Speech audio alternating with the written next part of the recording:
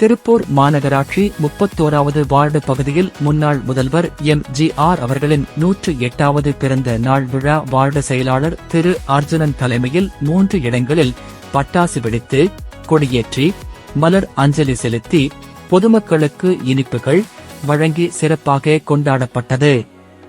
இந்த நிகழ்வில் கழக நிர்வாகிகள், மகளிர் அணியினர் மற்றும் பொதுமக்கள் பெருந்திரளாக கலந்து கொண்டனர்.